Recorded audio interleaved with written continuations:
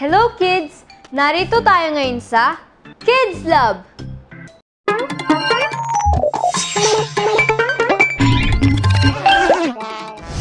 Alam nyo ba na bukod sa pangkain ay meron pa tayong ibang pinaggagamitan ng ating mga ngipin? Kailangan natin ito sa ating pagsasalita. Ang ating mga ngipin kasama ng ating dila at mga labi ang nakatutulong sa atin sa pagpoproduce ng iba't ibang tunog. Subukan natin na tignan mga bata. Sabihin natin ang salitang toot ng dahan-dahan. Mapapansin natin na ang dila natin ay unang tumatama sa loob ng ating incisors para ma-produce ang T sound. Pagkatapos ay pumapasok ito sa pagitan naman ng ating upper at lower teeth para magawa ang TH sound. La la la la la. Napansin nyo ba kung paano natin gagawa ang L sound?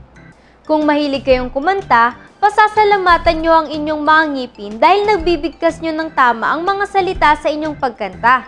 Kaya naman mga bata, alagaan natin ang ating mga ngipin.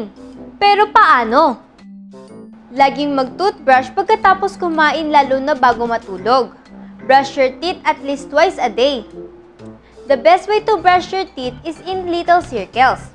Paikot-ikot hanggang sa madaanan natin ang lahat ng ating ngipin.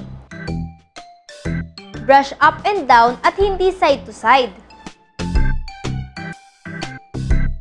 Maaring gumamit ng dental floss o yung tali sa paglinis ng ngipin dahil natatanggal nito ang mga dumi na nasa gitna ng ating mga ngipin.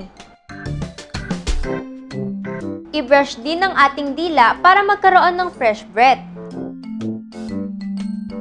Laging bisitahin ng ating dentista. Mas mabuti kung tayo ay bumibisita sa dentista 2 beses kada taon.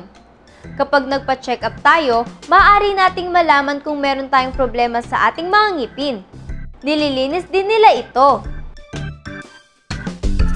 Iwasang kumain ng matatamis na pagkain at maasukal na mga inumin tulad ng sodas. Maaari kasing masira ng asukal ang ating mga ngipin at magkaroon ng cavities o tooth decay. Kung maaga pa lang ay aalagaan na natin ang ating mga ngipin, tatagal ang mga ito hanggang sa ating pagtanda. Hanggang dito mga bata ang ating pag-aaral tungkol sa ating mga ngipin. Samahan niyo ulit ako dito sa Kids Lab, ang laboratorio para sa mga batang Kristiyano!